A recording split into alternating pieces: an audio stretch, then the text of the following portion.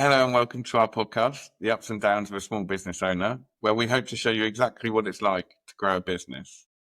Today I'm here with Michael Fitzgerald and Martin Kaprockyj, serial entrepreneurs, Body and Mind, Botanicals, Supplement Lab, and Big Bauer. Yep, that's the one.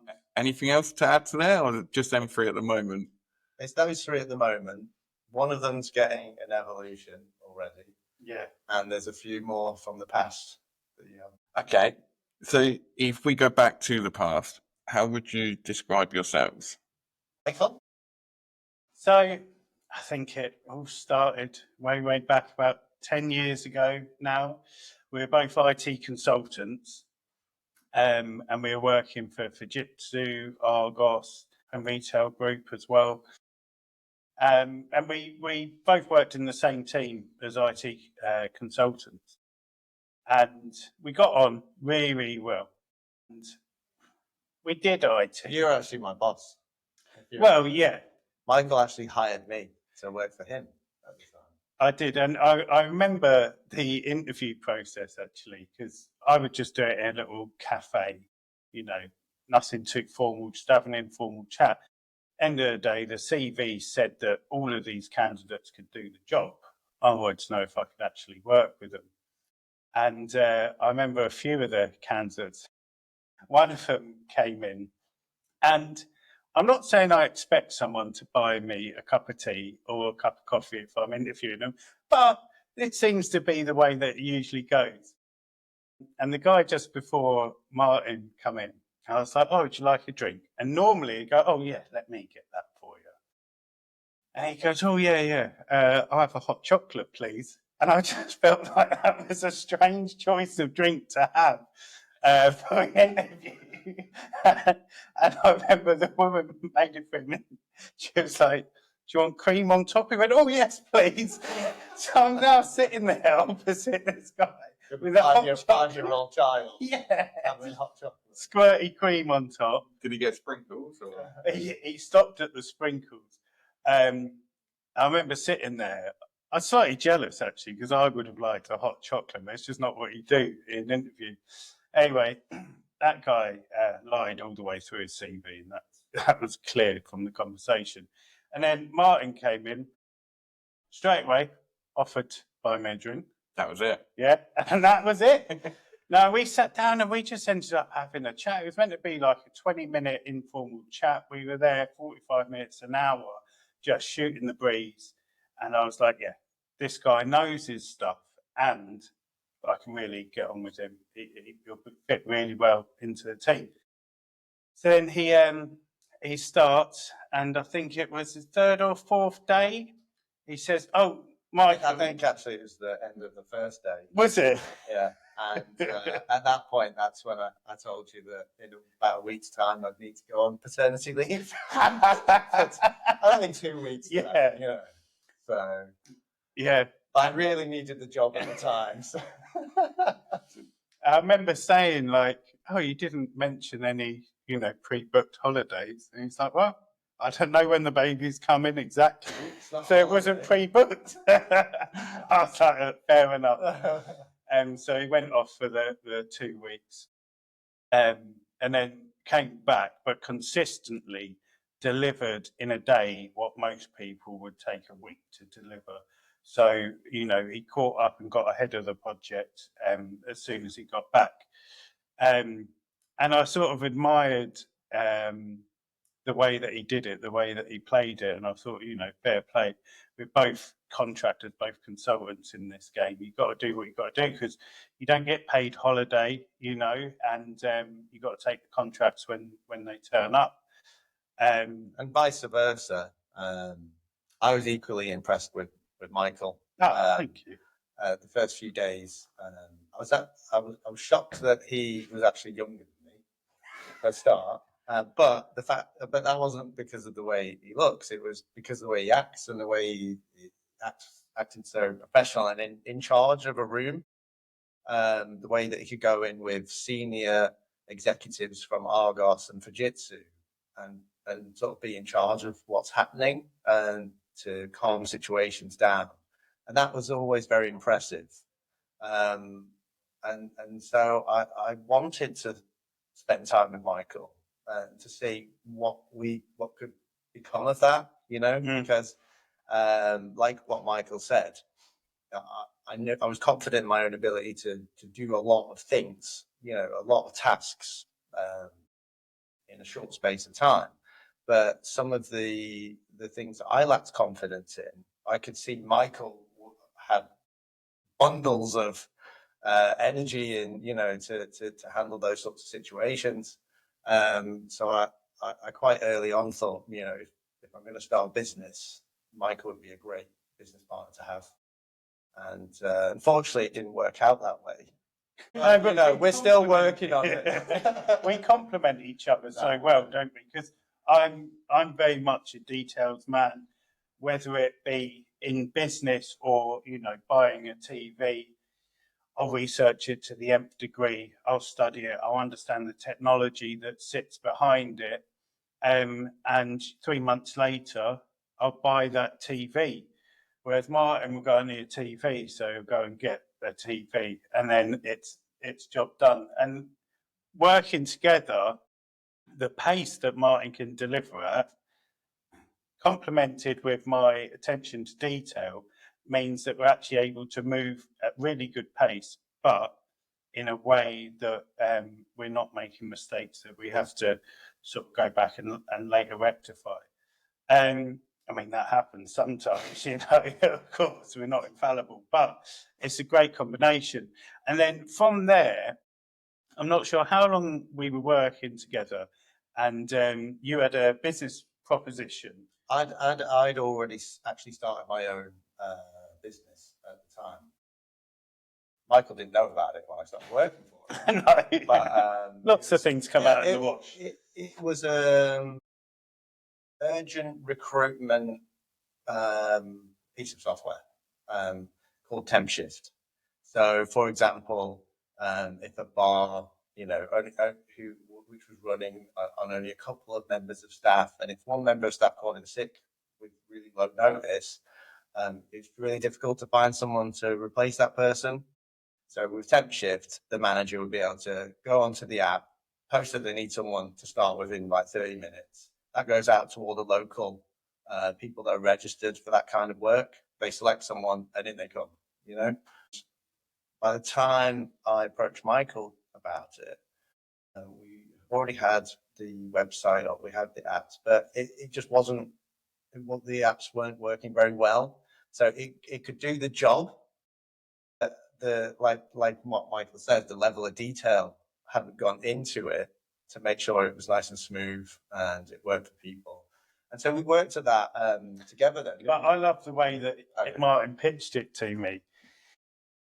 He goes, it's a little business venture that I started. I'd love to talk to you about it, get your feedback. And he says, you're free after work. We'll pop down to All Bar One, the pub just round the corner. I was like, yeah, absolutely interested to hear more. So we went down there and we're sitting there, and it's a really busy bar. They do food and drink, and they're always short-staffed. And so he picked this place strategically to highlight the issue. And so we sit down and we get the menus, and he's going, where's the staff around here like this? I'm not realising this because I don't even know what the business is yet. And we get our food and we're just chatting halfway through our first pint. And he goes, so what I want to talk to you about is Temp Shift. And he says, it's this online platform that connects business owners and managers to potential relief staff. He goes, take this place, for example, like we just happened upon there. He goes, take this place, for example. They're about to hit peak time. And if the pot wash calls in sick now because they don't fancy coming in or whatever the reason, they're going to be short-staffed. He goes, and I used to work in a bar, so I know what it's like. And what happens is the manager's there phoning around, texting, trying to cover all the shortfall of staff and contacting everyone he possibly can all at the same time.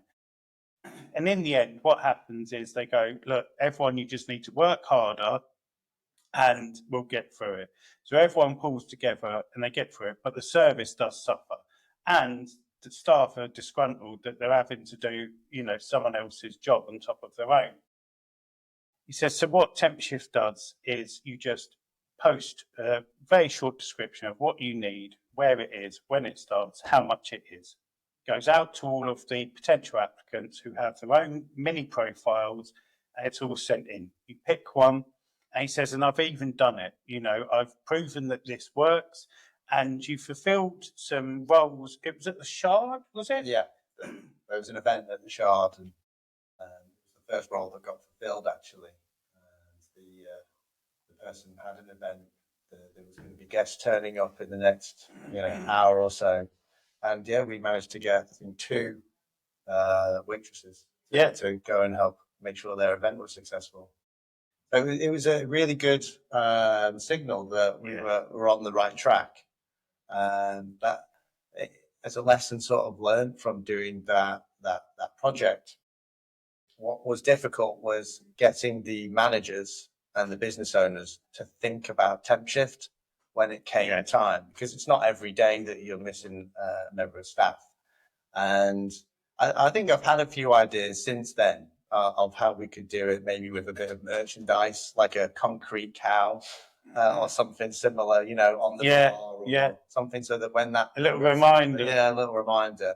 It's something we've got to revisit, isn't it? Because it's it's absolutely solid. It's not really been... No one's taken that on.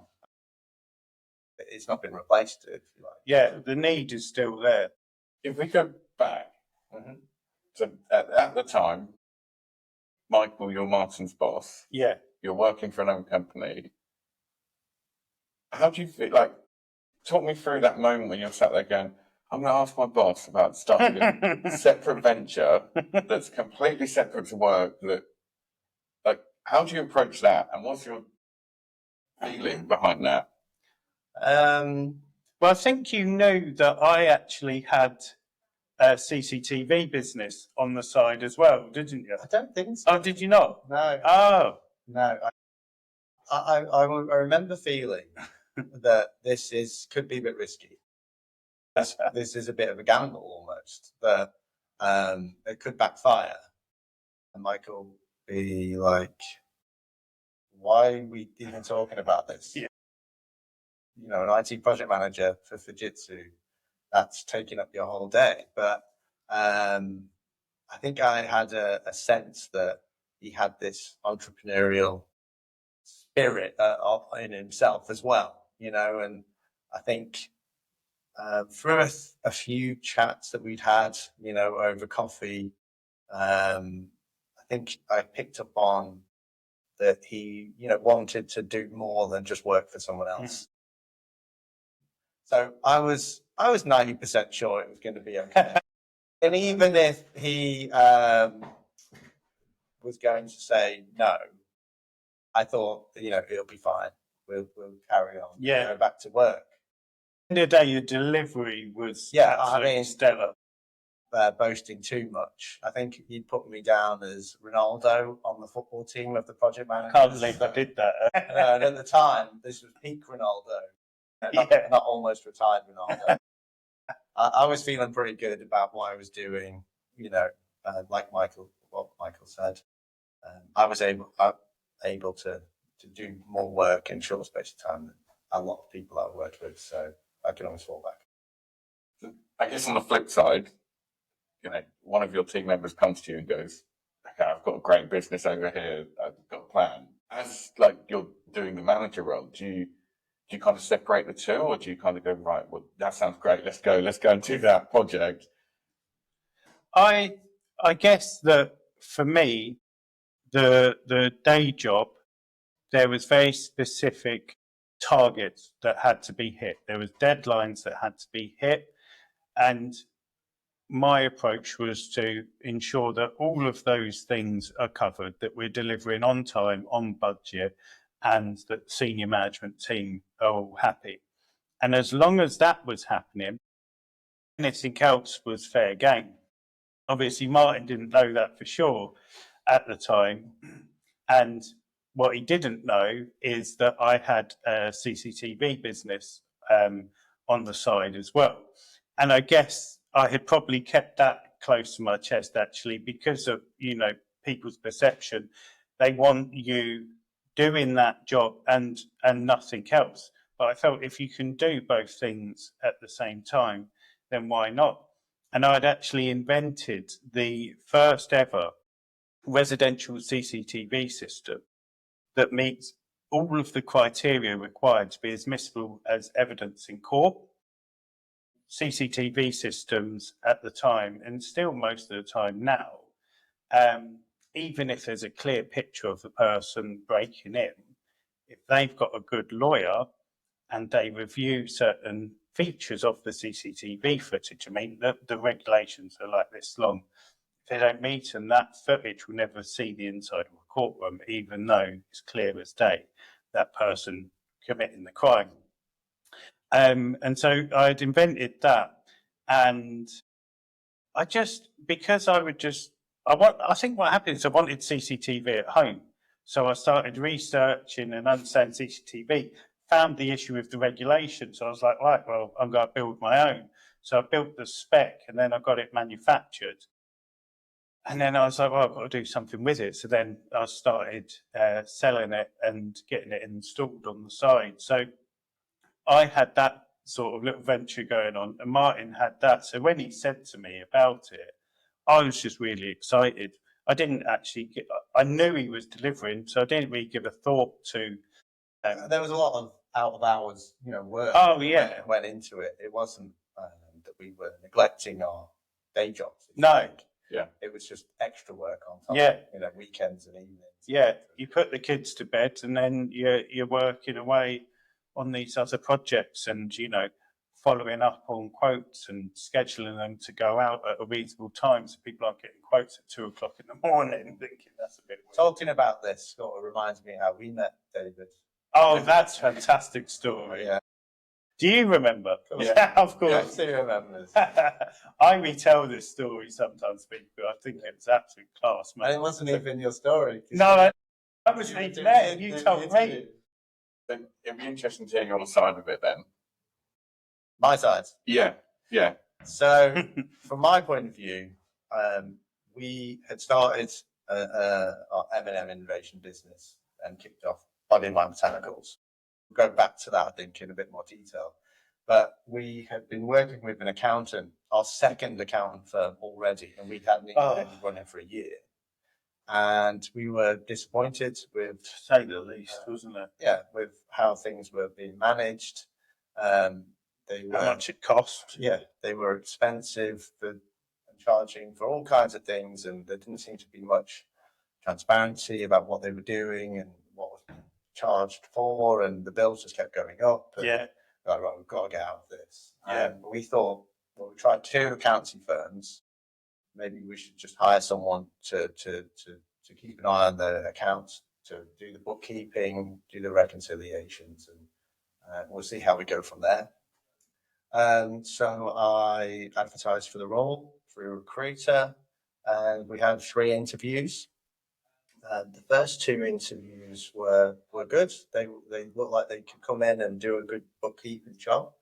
And then the third person that came in was actually yourself, David, wasn't it? And you came in for an interview for like a bookkeeper role.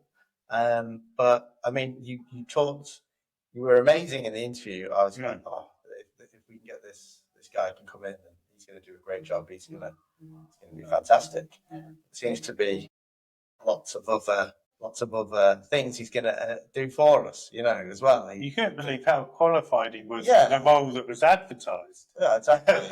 Because you did talk about your interest in technology and how you're going to automate a lot of our processes, and then towards the end of the interview, you said, well, actually, what did you say exactly, David? Because this was your sales pitch. Oh, I think said we can do it that way, or I've got a limited company that we could put it through, and I can do it all for half the cost. That's it. Yeah. And we can do a lot more. Yeah, I can do all this, but I don't need to come and sit in your office. I can do all the work for you and charge you half the price. And it took me a while, and then I realized he's actually pitching me his services as a business, not as an employee. And I thought, that's, you got me. Yeah. And I went back and told Michael, and I was like, it's David, he's just sold me massively. Yeah. We're going to have to sign up for another account.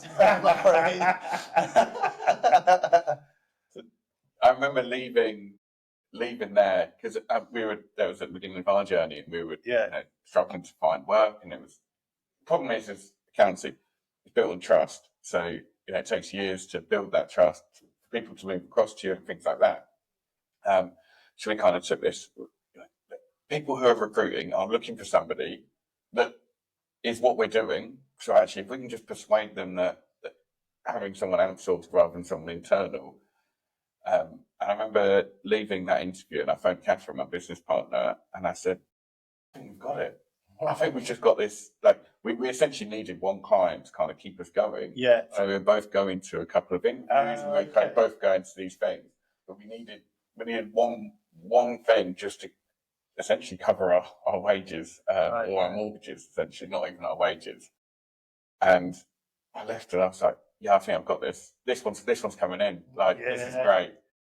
So I remember the excitement, and I literally along that road, as we leave, like the farm where you were on, I remember just being like, yeah, this is awesome. Like the excitement, everything that comes with making that sale. Yeah. So yeah, it was a different strategy, but it definitely worked. And when was that? 2019. So 6 years we've been working together. Just before COVID, then. And you've not moved to another accountant since? No. Not well after trying. No, it's really good for us. Compared to the accountants that we had used before, accountancy firms before, that just seems stuck in their ways, not willing to embrace technology, never making suggestions about how we can modernise and do things in a more modern way.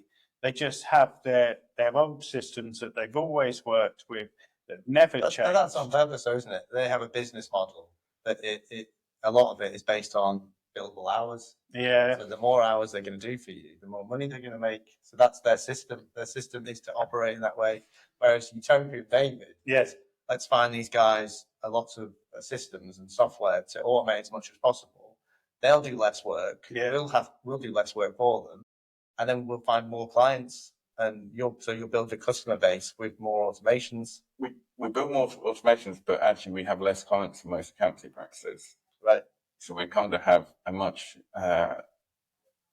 more hands-on service or automation, building all of that, but we have a lot less clients than most. I think the transparency is good as well, because we know we could just pick up the phone, speak to you or one of your team, and you'll explain something to us.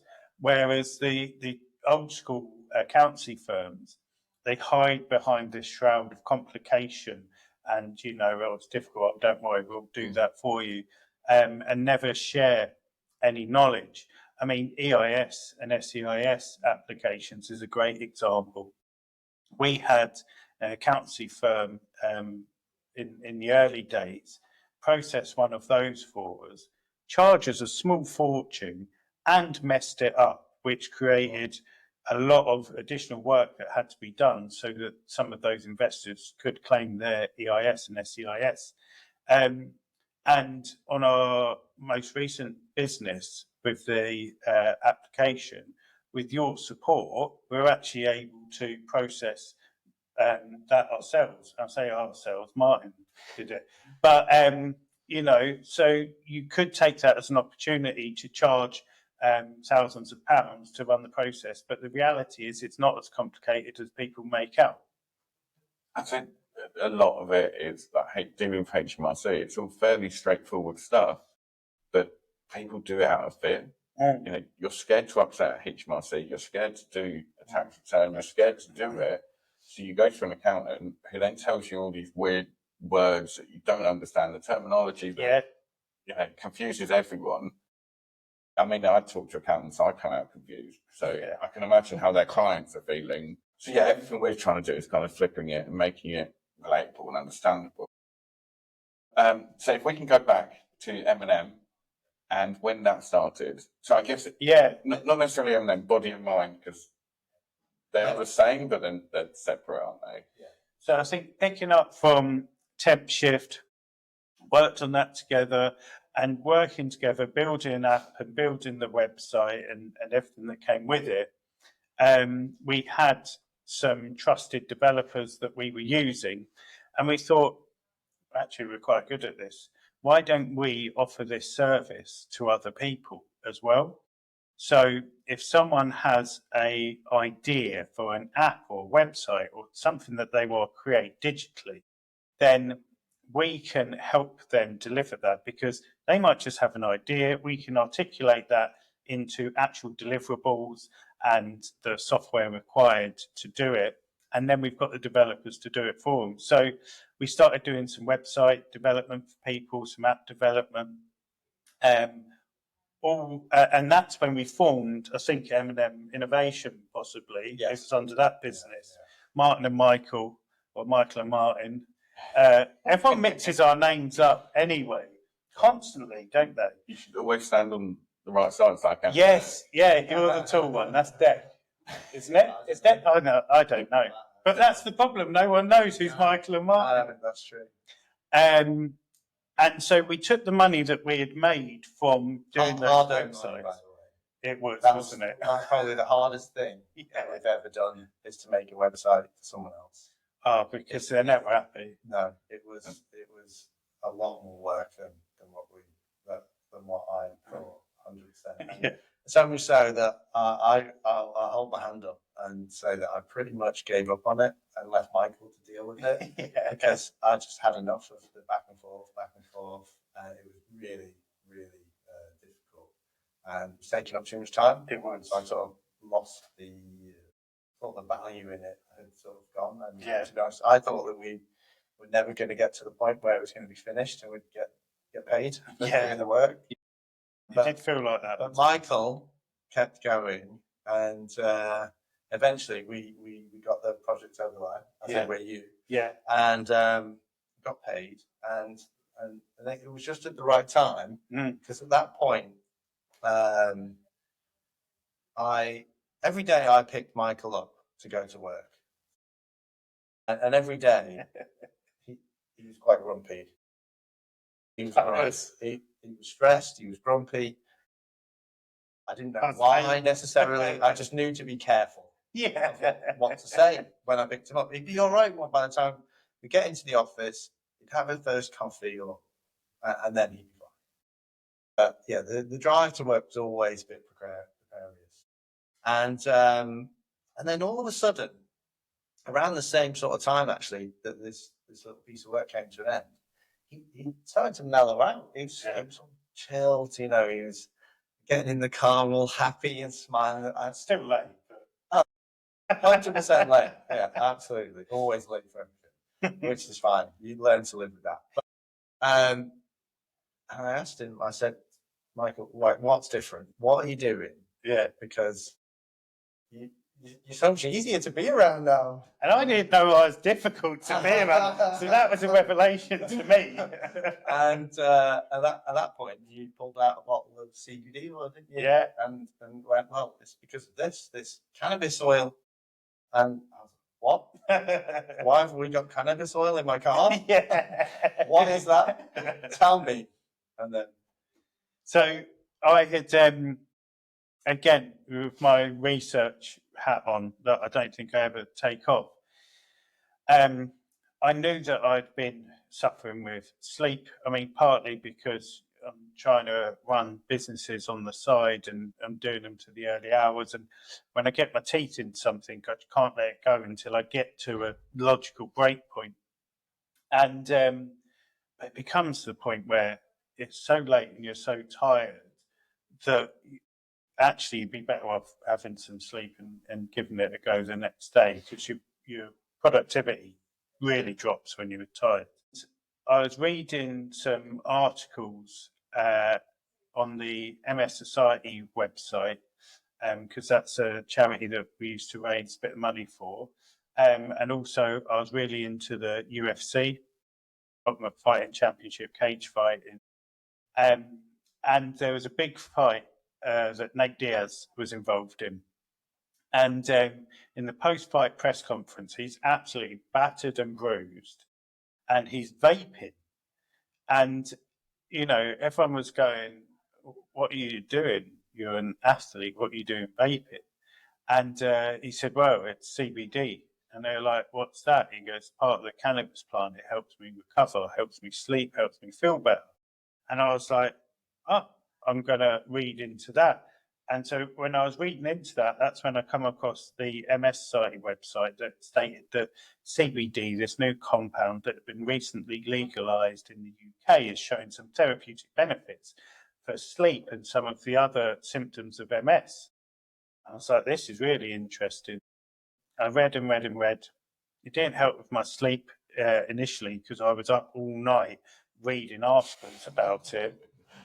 Tried to find some online, you know, it feels like the stuff you need to get off the dark web. It was extremely difficult. Finally found someone, bought some oil, started taking it, and sure enough, I was having deep, restful sleep. I felt less stressed. I felt more energized and clearer focus. And I was taking it in secret. It comes in a little bottle. It's this mysterious black oil. You drop it underneath your tongue. And I was literally going to the toilet to drop it under my tongue, because I didn't feel like telling anyone that I was taking cannabis oil. But the difference, I was feeling the difference, but what really told me it was working was when Martin informed me that I'd been a nightmare every morning for God knows how long, until I started taking it. And so we're in the car and I'm telling Martin all about it. And by this point, I've been taking it for a few weeks. I've read 200 different scientific journals on cannabis, CBD, cannabis therapies. So I'm really I've swatted up, I know my stuff about it. And I said that I think there's a real potential here. It's so difficult to get hold of in the UK. I think between us, we could really make a product here, or get a product made and market it to the masses, because people need to know about this. The benefits are just huge. And there'd been a WHO study on the side effects and no reported side effects as well. I was like, it's amazing. So we... So you told me. Oh, yeah. Well, you told me about a quarter of what you just told us now. And I'd already said that, okay, let's get going. Let's do it. Yeah. I carried on telling you anyway. Yeah. I don't think I listened. No. I was already thinking about all the things that we now need to get on with. What's the plan? Coming up with the plan and strategy of how we were going to differentiate ourselves to who else was already on the market. Should we, like Michael said, go and buy a ready product but put our own label on, make it ourselves?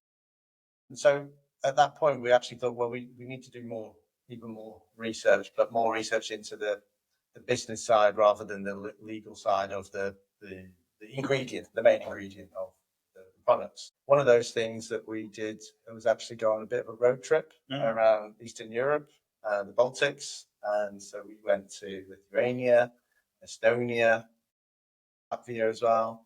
And we met with farmers that were growing hemp. And I mean, that was a fantastic trip.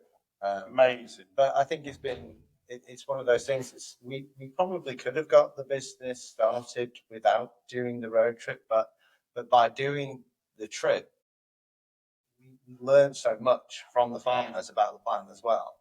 And in fact, if we hadn't have done the trip, we probably would have never even made this product. No, the tea, our hemp tea, which is our main award-winning product, because we didn't know that you could make a hemp tea delicious. Essentially, yeah. There was hemp teas on the market, but they all tasted bitter, and so we just thought, why would anyone want to drink this? Yeah, okay, you're going to get the therapeutic benefits, but it tastes really bad. Yeah. So it's going to be a hard resell.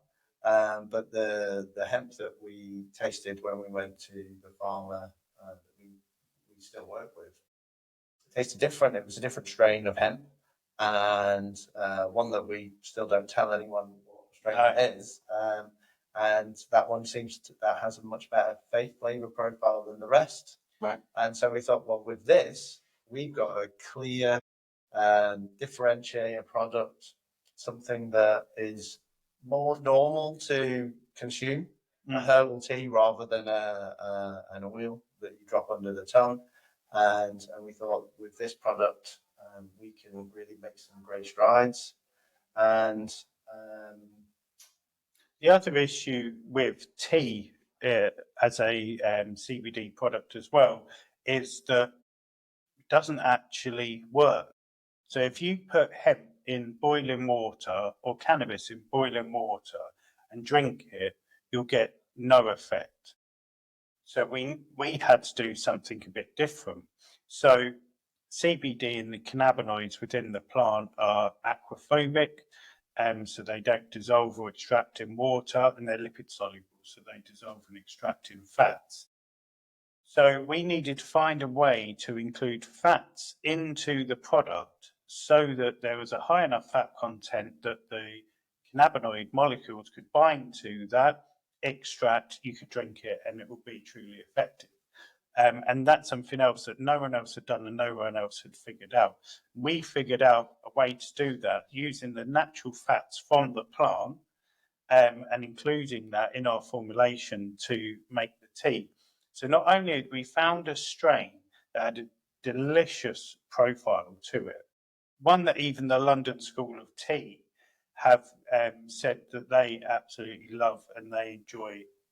We were on a panel with tea experts, and they're like with almost like a glass of wine. They're inspecting it in the light. They're checking it from the top. They're smelling it, but they're slurping it worse than I did before this podcast started.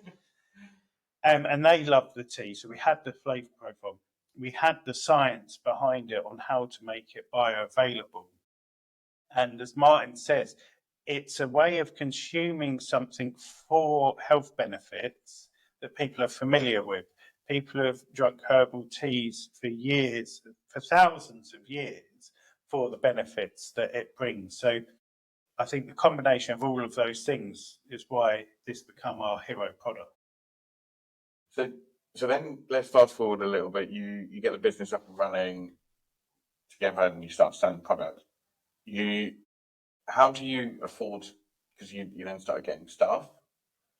So, Well, we started off just us, wasn't it, to begin with, for a little while? Yeah, so in 2019, we got the tea product stocked in a few local shops in Delhi, and a small distributor had also started.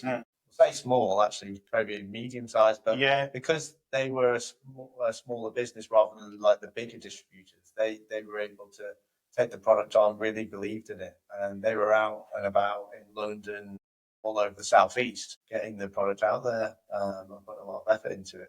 That actually led to investors. The phone call. Yeah. So we sort of talked about potential investment, but hadn't done it before and hadn't really even looked it up on what would be the process and what we need to do. And it wasn't long after that we got a phone call to just the business line, and it was a guy that had spied the tea in the Delhi in Olney, actually, Walney. He was wandering around, wasn't he? Around Olney. That's right, yeah, because the chap that worked in Walney at the time, he said that, they're actually based in Olney. So he was just walking around the town trying to find where we were. We were a little bit hidden away at that time. And so he rang us up and he goes, well, I'm interested in investing. And okay. Yeah, I didn't really know what to say. Yeah, I didn't really know what to say. I saw. I'm on the other side of the office, and normally I answer the phone because usually it's a customer service thing. And yeah, you answer, and I'm just on the other side, and I just hear, "Hi, yeah, body, mind, botanicals. Oh, I'm interested in investing." Martin's going, "Oh, investing? Yeah, we're open to investment." And I'm going, "It's just cool." And then how did the conversation go? Trying to remember exactly. He wanted to but meet essentially, up. I got us down to meeting up for a coffee, and then we could do some preparation, and sort of think about what we were going to say. That was our first time ever talking to someone about investing in business. So essentially, they approached you. Yeah. And at a similar sort of time, actually, then we had another one. Yeah. Which is around that time, CBD was a real emerging market, and A lot of good press, wasn't there? and investors were particularly looking to invest in what they thought was going to be the next boom market in the UK. We were about 5 years behind the US, and the US had seen huge growth in CBD. So, yeah, we had the meeting. I remember being really, really nervous. Almost like Dragon's Den, you can imagine sort of being a Dragon's Den. But the guy, Richard, was really nice, really down to earth guy. He wasn't anything like going on Dragon's Den and doing a pitch for this initial meeting. It was just a chat, tell us what you're doing, where you're hoping to go with it. And he told us that he wanted us to do a financial forecast. And I remember, this is the first time I actually thought about doing a forecast, because someone needed it. And I got to start working on it without really knowing what to do, and without having ChatGPT to say, give me a financial forecast template. Or something. Before AI. So I sort of come up with my own, and I ended up working actually through the whole night on this financial forecast, because I was going. I think I put Michael's hat on of thoroughness. Yeah. But I was actually really excited. And I'd gone to sleep. He's your own house. Is that a CBD oil? Yeah, that's it. Exactly. Yeah. And I was going into the macro detail of what the costs were going to be to come up with this. It was month by month for 5 years, I think. I seem to recall. It was a mammoth spreadsheet. But they were impressed, weren't they? Yep, they were. Once they could figure it out how it worked. And I had to kind of figure it out myself. A few days later again. And then explain it to me so that we're ready for the meeting. It got to that point in the meeting, and I said, "So, Martin," which I've always done ever since. Actually, it works well. But yeah, it went well. And we got our first investor on board. Well, so it was that time that we had the meeting. So he brought in someone. He was going to be a small investor, but he brought in someone who was going to be a much larger investor, or potentially a much larger investor. And we had been approached at the same time by, I think there was 2 other people that were potentially interested in investing. Yeah. So we had the coffee meeting lined up. And just a few days before that, we had hired a room at Chichley Hall to do a presentation to these other 2. So one in the morning, one in the afternoon. And we had built this presentation, this slideshow, had it up on the big screen. And I'm still dead chuffed with it, to be fair. Well, we set it up a bit like a Dragon's Den. Yeah. Right. For that, so they have their place to sit. Had the tea on the table, perfect temperature, ready to drink. That is always our secret weapon, because people are much more amenable once they've had a cup of tea.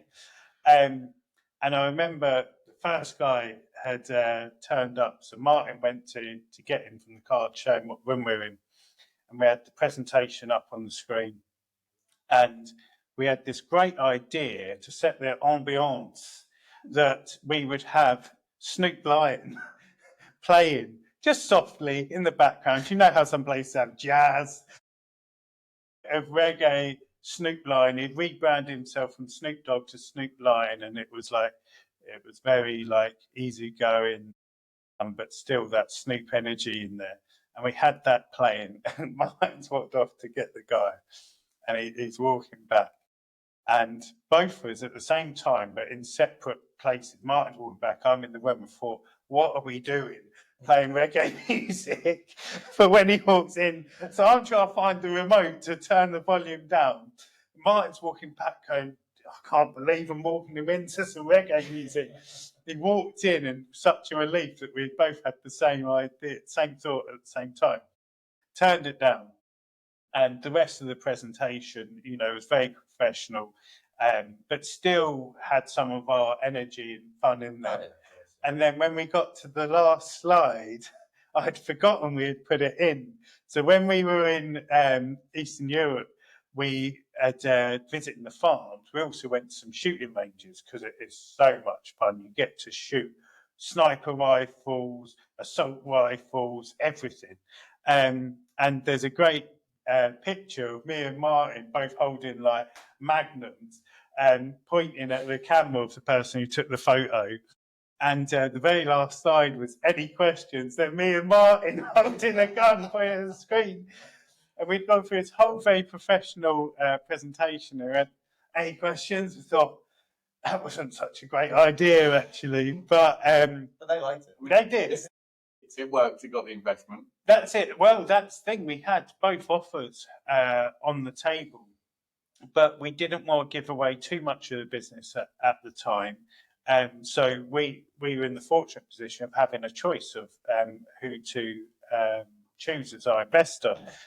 We chose to go with David, who had been brought in by Richard, because he had a whole wealth of experience in bringing a product to market, and he's been involved in so many big businesses over the years. Because our dream was to bring the product to large retail, like Tesco, Holland and Barrett, Sainsbury's, and so we wanted someone on board that had experience working with those size organisations in that environment.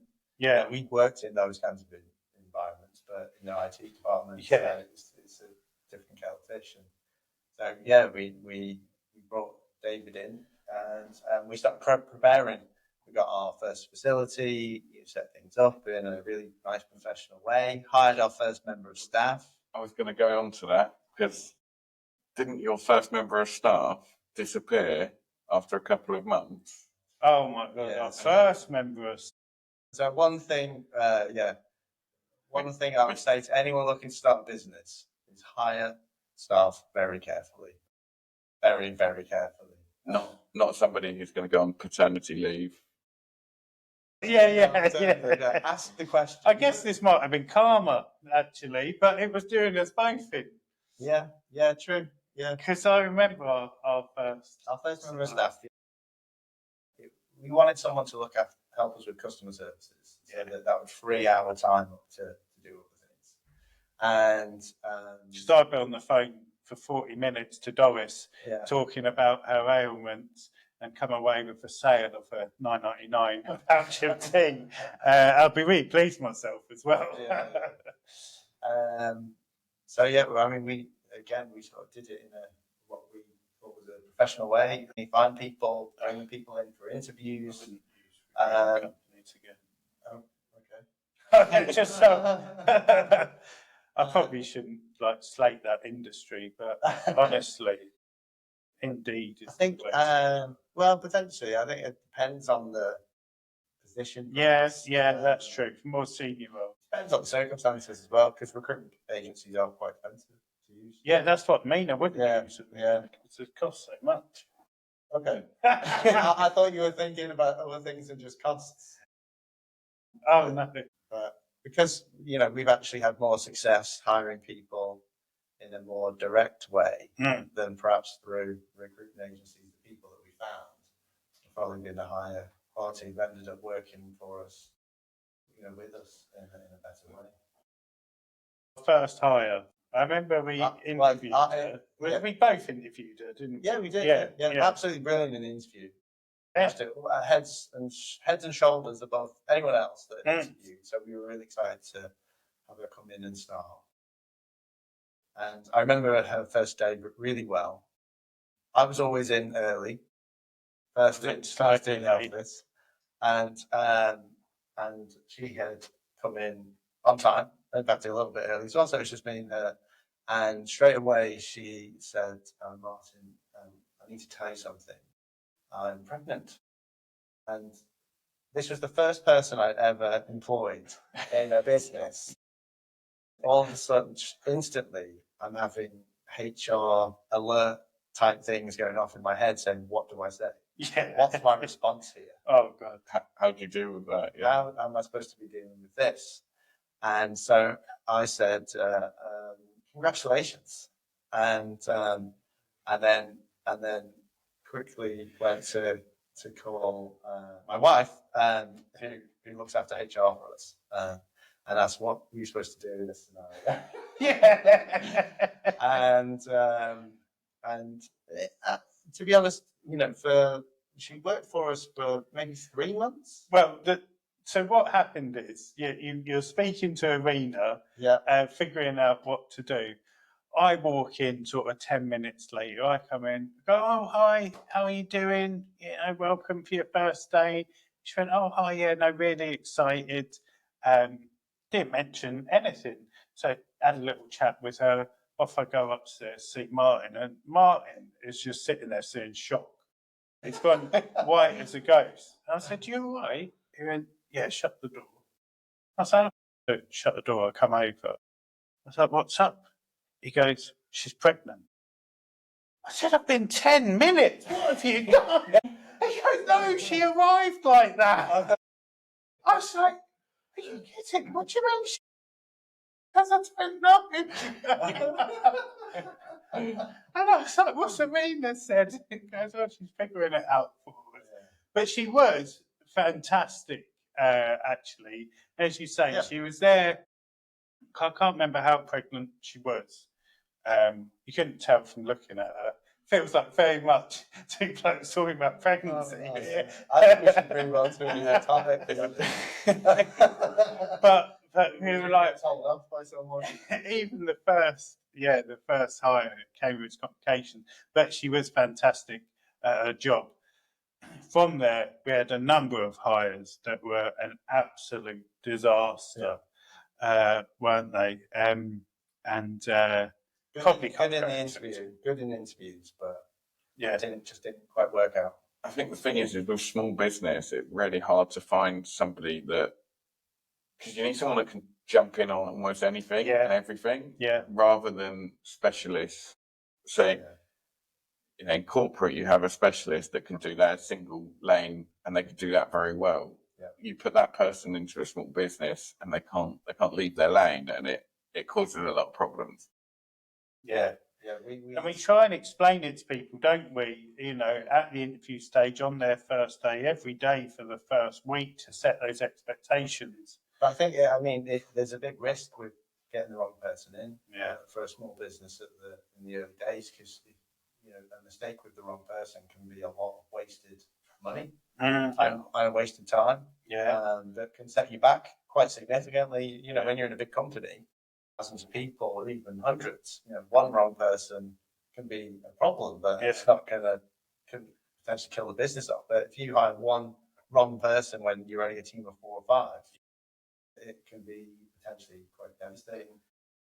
So if we fast forward a little bit,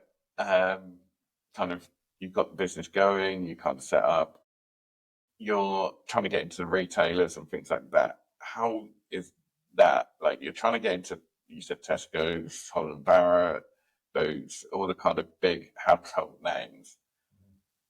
How difficult is that? Well, it depends.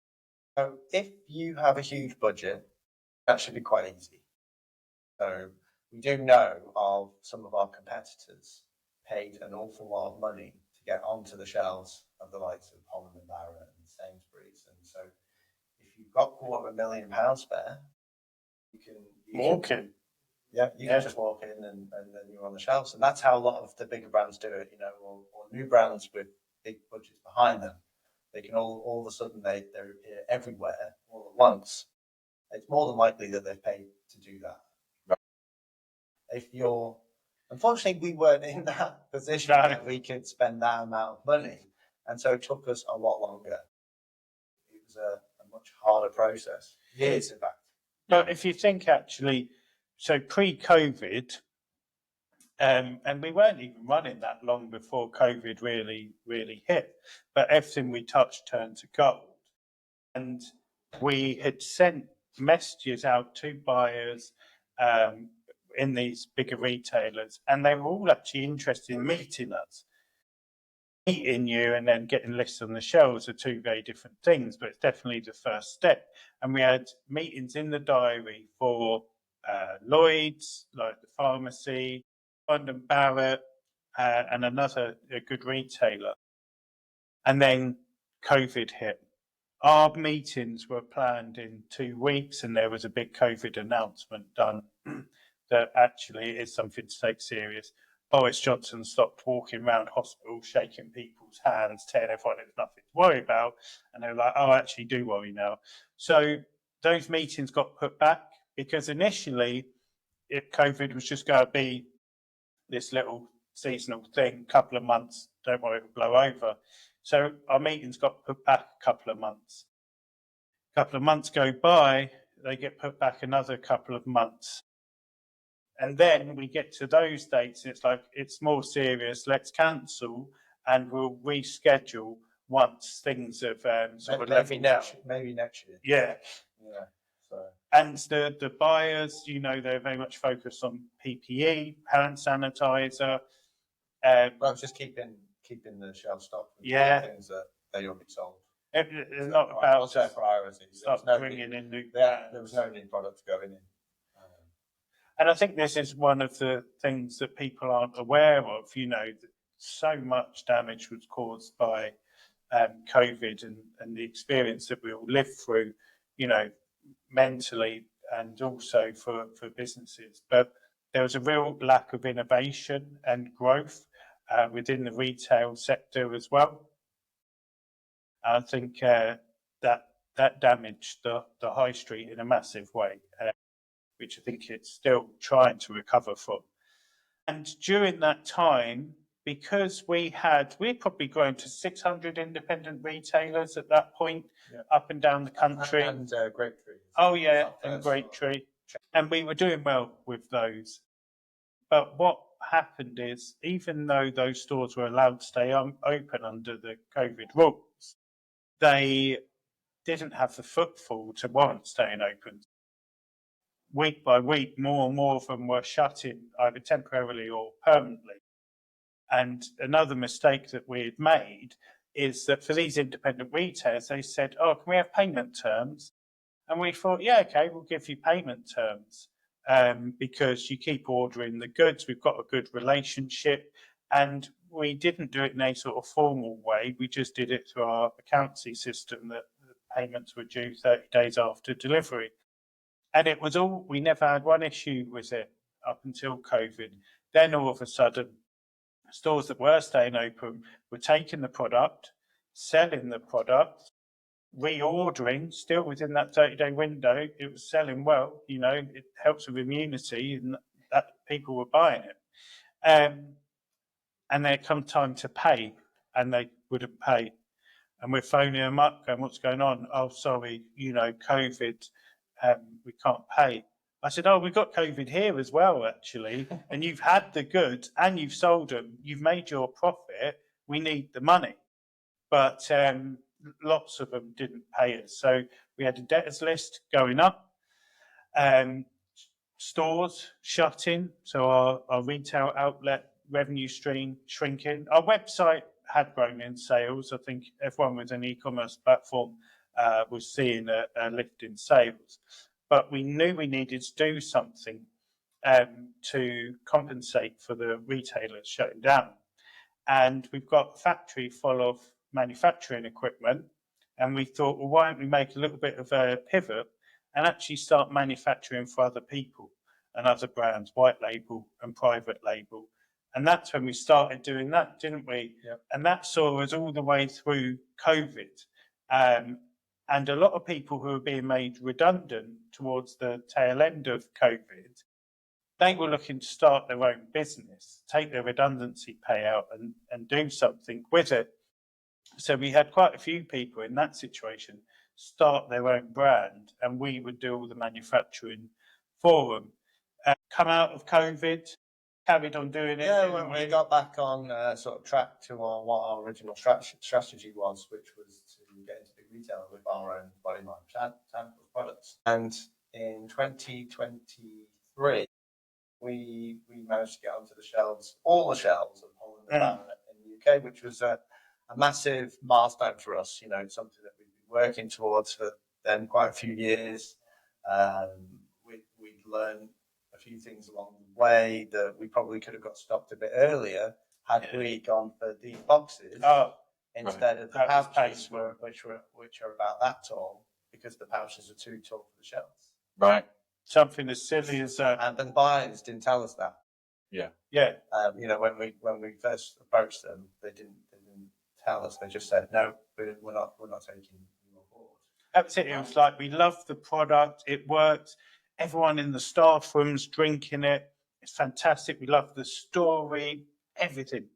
And we were like, a bit like you when you was driving up that path after meeting with us, and you're like, oh, this is in the bag. I've got this contract. We were like, this is in the bag. We're ready to start popping the champagne. And then decision day comes, sorry, not going ahead, just a generic, normal email. And we were blindsided by it. Yeah. And we asked why and never got any feedback. It wasn't until months later when... then the buyers changed. Yeah. There's quite a high turnover of team members in a buying team for a new large retailer. And then you pretty much start again. So you start again pretty much every year to go through their review process. And finally, we actually started working with Johnny, didn't we? Yeah. Brought Johnny on board, who's been really good for us. And it's him and his efforts really that got us into into Holland and Barrett. He's our retail sales agent. So that's all his focus is. And because that's all his focus is, he's drilling into the conversations and he's hassling these buyers to the point where it's not becoming a nuisance. He treads that fine line, and he got the feedback. And well, we would have gone ahead if your pouch was 2 centimeters shorter. And we would have changed it. You know, if someone had told us, we would have changed it. But it's an easy change. So I guess we've kind of covered quite a lot, but what's been your biggest success? Biggest success. I mean, to begin with, I feel that there's been big wins for us at various different occasions, but because it's always evolving, it's the evolution of it itself that I think is the biggest success. You know, creating this product that is so unique, has a global patent pending, that really, really works and tastes delicious was a massive success. Being at the BBC Good Food show and talking in front of hundreds of people who were absolutely captivated to hear about the amazing health benefits of hemp was another success. And I think we did like £10,000 worth of sales in a day at that show as well, standing there on a tiny little stand that was within our budget, and there was queues of people, you know, as far back as the eye could see, wrapping around the stand. We felt bad for other stallholders in the area because our queue had just encroached into theirs, and they were just being shuffled out of their own stand and seeing the backs of heads of people. And there's been so many things like that along the way. But for Body and Mind Botanicals, for me, the biggest success is when we get phone calls from customers who are in tears of happiness that things that they've suffered with for so many years and nothing's helped them and people haven't taken them seriously, have felt relief from taking our products. When you get an email from someone that says that they were on this concoction of medication that they didn't like taking, and working with their doctor, they've been able to come off it, and they're using our products to help them. That's a huge benefit. There's a lady whose arthritis was so crippling that she was having to sleep on the sofa downstairs because she couldn't walk up the stairs to get to her bed. Drinks a cup of tea at night, she's skipping up the stairs into her bed. They're the things that always keep us going through the tough times. You know, family members that use it and love it. And I'm more pleasant to be around. So I mean, That's the big success there. yeah. I think, for me, it is the product creation has been probably the success that gives the most satisfaction. However, on the real side of that, does that translate to a really successful business? And in all honesty, it doesn't. There's a lot of our competitors have far inferior products than what we do. We know through customer feedback, through testing, actual lab testing of those products, we know that our products, they are what they say on the side of the box, and they actually deliver the benefits for people. But that doesn't necessarily mean that we're going to have the most successful CBD brands. And there are far more successful CBD brands out there, and they have, but they focused on having success with making profit, rather than that level of detail to create fantastic products and be authentic with a great brand that uses organic ingredients, for example. So some of those competitors, bought products from China, slapped a label on the side, called it their own, but meant that they were able to get out there to a lot more people a lot quicker. Yeah. They were able to get on the shelves of the big retailers before we were ready to do that. And in a way, our success of creating fantastic products has almost hindered the success of the business. Yeah. Because we're so passionate about creating products that really work, rather than just focusing on creating an amazing brand and make us a lot of money. So that's been a real lesson learned through the journey. Just quickly, at the end of the show, we kind of do these cards. I don't know if you've seen them or heard of the Diary of a CEO. Yeah. But basically, at the end of their show, I do questions. So I've got a load of them questions here. So we're From the listeners who were expecting us. We're going to essentially pick one each and answer we'll ask each other the question. Oh, okay. Clockwise round. Okay. But if you pick a card, and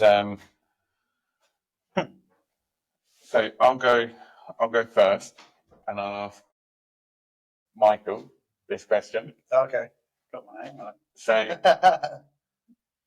I guess we're running out of time, but tell me a specific story of someone in your life who helped make you into the person you are today, and what did they do? Well, that's one that's probably difficult for me to say without getting emotional, but it'll be my nan.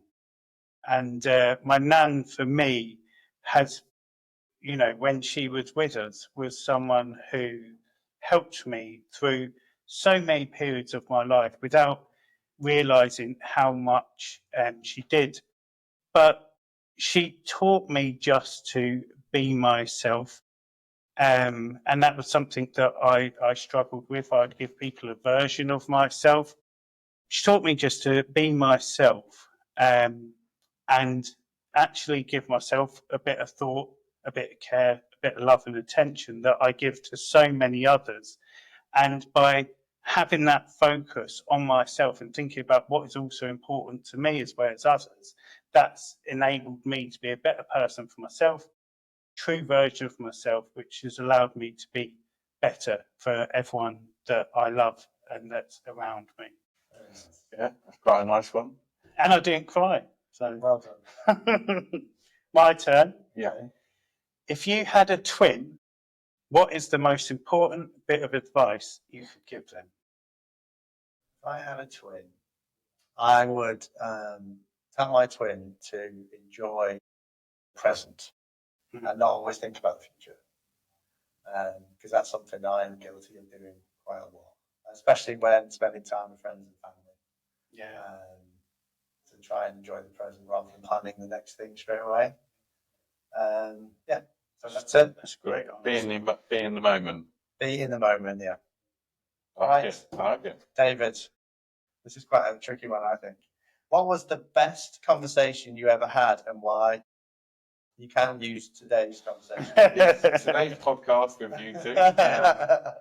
Best conversation I've ever had. Told you it's a tricky Yeah, it's a tough one. Your cards. There's been quite a few, and I think in a lot of these I use family, so I'm going to try and stay away from family on this one. Best conversation I've had is probably with Catherine, my business partner, from a business point of view, and that was because we were starting up. We were looking at starting this business. We were looking at getting it going. We've done a year's worth of research, and then at my previous practice, and she said, "Oh, I've gone for another job. You know, I don't like where I am. I've gone for another job, and I'm taking it." So that kind of meant, oh my God, Utopia's never going to exist. The whole world's going to come crashing down. It's not going to work.